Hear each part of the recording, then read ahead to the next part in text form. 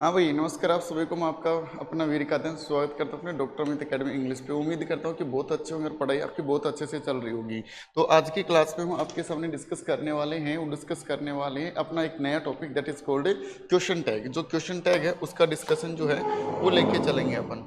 ठीक है, question tag जो है वो काफ़ी बार एग्जामिनेशन में पूछा जाता है और इस सीरीज में कोशिश रहेगी कि आपको अच्छा खासा कंसेप्ट जो है वो 2-3 पार्ट में आपको बता के जाऊं जो पेपर में आपके लिए मदद कर सके। तो टॉपिक जो रहेगा अपना आज का उसको हम कहेंगे क्वेश्चन टैग। अच्छा, आपको पता है तो क्वेश्चन टैग क्या होता है? एक बार कमेंट सेक्शन में बता सकते हो। इसकी डेफिनेशन जो है वो मेरे को आप बता दो। देखो, क्वेश्चन टैग की मैं बात करूँ तो इसको हम कहेंगे ए शॉर्ट क्लोज एंडेड क्वेश्चन। इसकी डेफिनेशन में लिखोगे ए short close ended question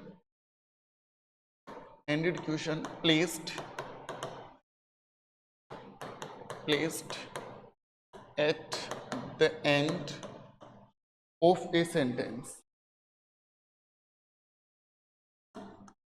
a sentence to know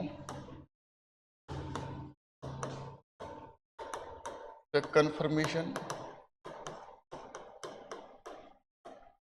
approval or intention of the listener। ये इसकी डेफिनेशन लिखिए। मैं इसको समझा देता हूँ आपके सामने। मैं बोल रहा हूँ तो मैं स्पीकर हूँ, आप सुन रहे तो आप कौन है? लिसनर है। ठीक है, एक शॉर्ट क्लोज एंडेड क्वेश्चन होता है। क्लोज एंडेड क्वेश्चन क्या होता है? जिसका रिप्लाई हमें मिले, किस में मिले मेरे भाई? यस और नो में। यस और नो में मिलेगा, उसको हम क्या कहेंगे? Short close ended question. Sentence के लास्ट में लगाएंगे और ये ही तो बताएगा कि आप इसको यस कहोगे या नो कहोगे, कंफर्मेशन यही देगा। क्वेश्चन टैग होता क्या है? जैसे मैं कहूँ आपके सामने आज मौसम सुहावना है, नहीं है क्या? मैं कहूँ आपके सामने कल पढ़ाई की थी, नहीं की थी क्या? जो लास्ट में बोला ना, नहीं की थी क्या, नहीं है क्या, यही आपका क्या है कि क्वेश्चन टैग है। काफ़ी बार एग्जामिनेशन में रिपीटेड भी क्वेश्चन आ जाते हैं, अच्छे खासे सवाल जो हैं वो आपके पेपर में पूछ लिए जाते हैं। तो इसके लिए आप जो लिखोगे ना वो लिखोगे 3 नोट्स। ठीक है, इसके लिए जो लिखोगे आप वो लिखेंगे 3 नोट्स। 3 नोट्स कौन से उनके ऊपर अपन काम करते हैं। पहला पॉइंट जो लिखोगे इसमें उसको हम कहेंगे we use the same tense. We use the same tense. इसका मतलब क्या है? सुनो मेरी बात।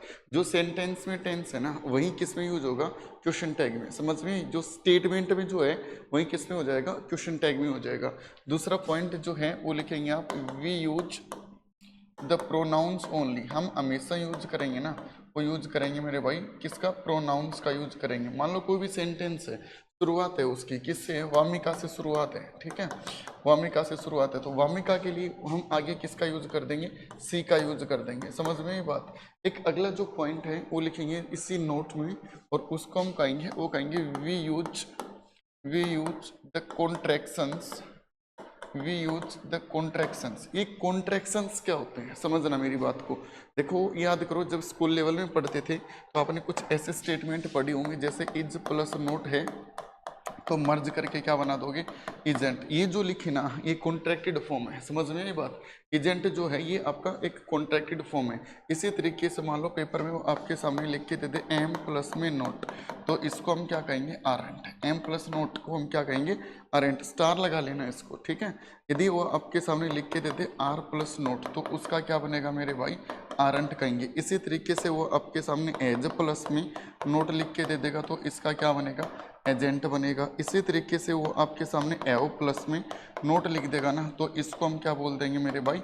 एवेंट बोल देंगे। काफ़ी हैं और भी इस तरीके से, जैसे लिखना चाहो तो और भी आपके सामने लिखा, जैसे कैन प्लस में नोट का जो बनेगा उसको हम क्या बोल देंगे?